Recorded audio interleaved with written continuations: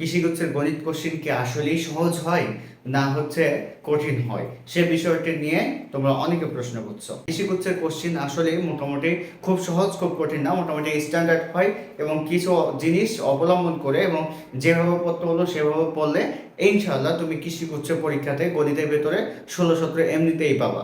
আসসালামু আলাইকুম প্রিয় শিক্ষার্থীরা, আমরা কৃষিগুচ্ছের গণিত বিষয়টি নিয়ে আজকে বিস্তারিত আলোচনা করার চেষ্টা করব। ইনশাআল্লাহ কিভাবে প্রিপারেশন নেওয়া উচিত তা বলে দেব এবং সেইভাবে প্রিপারেশন নিলে গণিত নিয়ে তোমার আর ভয় করার কিছু নাই, চিন্তা করার কিছু নাই।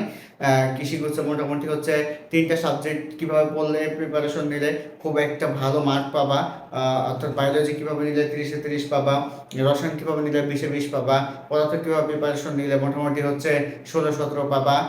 সেই 3টে ভিডিও আমি অলরেডি আপলোড দিয়ে ফেলেছি আমার এগ্রিকালচার আপডেট প্লেলিস্ট থেকে, তোমরা দেখে নিবা।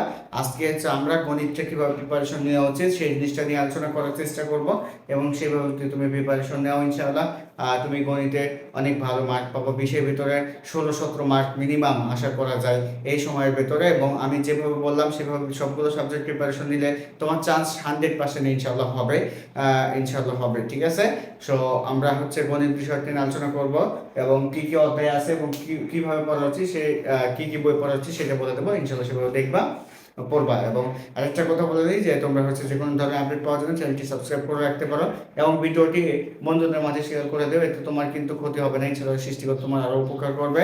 এবং হচ্ছে যারা আমাদের কৃষিগুচ্ছের কোর্সে যুক্ত হতে চাও তারা কৃষিগুচ্ছের কোর্সে যুক্ত হয়ে যেতে পারো এবং কোর্স ফি 10 মেয়ের ভিতরে 1099 টাকা। এবং এটা হচ্ছে বুঝতেই পারছো বাকি বিট টপারদের দ্বারা পরিচালিত, কতটা ইফেক্টিভ হবে তোমার জন্য। এবং এখানে যে গাইডলাইনগুলো দেওয়া হবে, তুমি যে ব্যর্থ হয়ে গেছিলে সেই ব্যর্থতা থেকে ফিরে আসতে পারবা এবং সেই কৌশলে পন্থা অবলম্বন করে তুমি কিন্তু কৃষিগুচ্ছে সফল হতে পারবা ইনশাআল্লাহ। এখান থেকে আশা করি আমরা টপ শিক্ষার্থীরা বের হবে। যদি সম্ভব হয়, যদি সামর্থ্য থাকে, অবহেলা না করে ভর্তি হয়ে যেতে পারো। ঠিক আছে, ওকে। আমরা দেখো গণিত প্রশ্নটি নিয়ে আলোচনা করি। তো গণিতে দেখো ফার্স্ট পেপার রয়েছে 6টা অধ্যায়, সেকেন্ড পেপার রয়েছে 6টা অধ্যায়। সো এই টোটাল হচ্ছে 12টা অধ্যায়। তো ফার্স্ট পেপার থেকে বেশি একটু এমসিকিউ আসবে, টোটাল মনে করে যে 12টা মতো এমসিকিউ ফার্স্ট পেপার থেকে আসবে, সেকেন্ড পেপার থেকে 8টা মতো এমসিকিউ আসবে। ঠিক আছে, সো কিভাবে প্রিপারেশন নেওয়া উচিত। তো এখানে দেখো গণিতের যে সূত্রগুলো আছে, তুমি মোটামুটি সূত্রগুলো থেকে 4-5টা এমসিকিউ পাবা।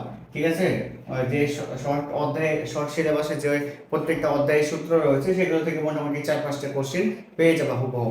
আর বাকি যে কোশ্চেন থাকলো যে 16টা বা 15টা বা 16টা কোশ্চেন, সেটার জন্য দেখো ধরো তুমি সরলরেখায় পড়তে যাচ্ছ, তো সরলরেখার যে টপিকগুলো রয়েছে সেই টপিকগুলো সম্পর্কে তোমার বেসিক ধারণা থাকতে হবে, জটিল কোনো ধারণা দরকার নাই।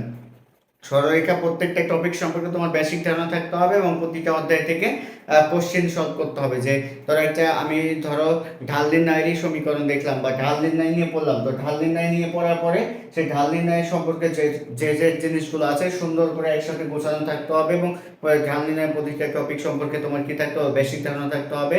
এবং একটা কোশ্চেন কিভাবে আসতে পারে, কিভাবে ঘুরাই দিলে কি ধরনের প্রশ্ন আসতে পারে সেটা নিয়ে বেসিক ধারণা থাকতে হবে তোমার। ঠিক আছে, এই জন্য তুমি কি করতে পারো, এই জন্য হচ্ছে বিগত বছরগত বিভিন্ন ভার্সিটিতে আসা কৃষিগুচ্ছের সবগুলো প্রশ্ন সলভ করে ফেলবো। পাশাপাশি তোমার যেটা করতে হবে, ঢাকা ভার্সিটি এবং হচ্ছে চিটাগাং ভার্সিটি, এদের কোশ্চেনগুলো তোমাকে ম্যাথের কোশ্চেনগুলো সলভ করতে হবে। ঢাকা ভার্সিটি, চিটাগাং ভার্সিটি এবং হচ্ছে গুচ্ছের যে কোশ্চেনগুলো রয়েছে সেই কোশ্চেনগুলো সলভ করতে পারো। কৃষিগুচ্ছের কোশ্চেনগুলো কি করতে পারো, সলভ করতে পারো। যেহেতু এখন পর্যাপ্ত সময় আছে, লাস্টে গিয়ে আমি বলে দেবো কিভাবে শর্ট সময়ে শর্টগুলো পড়বা। কিন্তু এখন যেহেতু হিউজ সময় রয়েছে, তোমাকে টার্গেট রাখতে হবে আমি 20-এ 20 পাবো। সো 20-এ 20 পাওয়ার জন্য তোমাকে এভাবে পড়তে হবে। ঠিক আছে, আর আমাদের যারা কোর্সে থাকবে তাদেরকে তো আমরা সেইভাবেই প্রিপারেশন নেওয়া হবে ইনশাআল্লাহ। আমাদের কোর্সের বাইরে কোনো কোশ্চেন যাবে না আশা করি ইনশাআল্লাহ। কিন্তু যারা হচ্ছে ভর্তি হতে পারবে না তারা হচ্ছে কি করো, এইভাবে তুমি প্রিপারেশন নাও যে প্রত্যেকটা অধ্যায়ের সূত্রগুলো খুব সুন্দর করে পড়ে নাও এবং হচ্ছে প্রতিটা অধ্যায়ের টপিক সম্পর্কে ধারণা থাকতে হবে, কি কি টপিক রয়েছে এবং কি কি ধরনের টপিকের সূত্রগুলো রয়েছে এবং সেই সূত্রগুলোর প্রয়োগ জানতে হবে। ঠিক আছে, মানে বেসিকটা সুন্দর করে প্রয়োগটা জানতে হবে, বেসিকটা জানতে হবে এবং সেইগুলো থেকে কোশ্চেন সলভ করতে হবে। বিগত বছরগুলোতে বিভিন্ন ভার্সিটিতে আসা কোশ্চেনগুলো সলভ করতে হবে। ঠিক আছে, তুমি যদি এইভাবে বিগত বছরগুলোতে বিভিন্ন ভার্সিটিতে আসা কোশ্চেন সলভ করো এবং বেসিক ক্লিয়ার করো এবং সূত্র জানো, তোমার হচ্ছে তাহলে দেখা যাবে যে কোশ্চেন তোমার কাছে খুবই সহজ বলে মনে হবে। ঠিক আছে, তো এই জন্য তোমাকে প্রথম যে কাজটা অবশ্যই বেসিকটা ক্লিয়ার করা। কৃষিগুচ্ছের ফিজিক্স এবং ম্যাথের জন্য সবচেয়ে ইম্পর্টেন্ট জিনিস হচ্ছে বেসিক ক্লিয়ার করা। বেসিক তোমাকে অবশ্যই ক্লিয়ার থাকতে হবে, কারণ কোশ্চেন এদিক ওদিক হতে পারে, কিন্তু তোমার যদি বেসিকটা সুন্দরভাবে ক্লিয়ার থাকে তাহলে কৃষি করছে পরীক্ষা তোমার কাছে খুবই সহজ মনে হবে এবং কঠিন বলে মনে হবে না। এবং কি কি টাইপ আসতে পারে সেগুলো আমাদের কোর্সে যে পরীক্ষাগুলো দেবো ইনশাল্লাহ সে পরীক্ষার যে যে টাইপের পরীক্ষা নেব কোশ্চেনে এর বাইরে কোনো কোশ্চেনই যাবে না ইনশাল্লাহ। সো হচ্ছে সেইভাবে তোমাকে প্রিপারেশন নেওয়া উচিত। তারপরে যারা আমাদের কোর্সে যুক্ত হতে পারবে তাদেরকে বলি যে হচ্ছে তোমরা হচ্ছে কি করবা, কোশ্চেন ব্যাংক অ্যানালাইসিস করে পড়বা এবং বিগত বছরগুলোতে আসা যে যে টপিকগুলো থেকে কোশ্চেন আসে সেই টপিকগুলো বেশি গুরুত্ব সহকারে পড়বা, ঠিক আছে? এবং মেইন কথা যেটা হচ্ছে বেসিকটা অবশ্যই কৃষিগুচ্ছের জন্য ফিজিক্স এবং ম্যাথের বেসিকটা খুব ভালোভাবে ক্লিয়ার থাকতে হবে, মানে সূত্র প্রয়োগগুলো খুব ভালোভাবে জানতে হবে, ঠিক আছে? যদি এটা করতে পারো ইনশাআল্লাহ তুমি কৃষিগুচ্ছে ফিজিক্স এবং ম্যাথ কোনো কঠিন বলে মনে হবে, এবং কৃষিগুচ্ছে ফিজিক্স এবং ম্যাথ কঠিনও হয় না, যদিও একবার হয়েছিল কিন্তু যাদের বেসিক ক্লিয়ার ছিল তাদের কাছেও কিন্তু সেটা কঠিন বলে মনে হয়নি।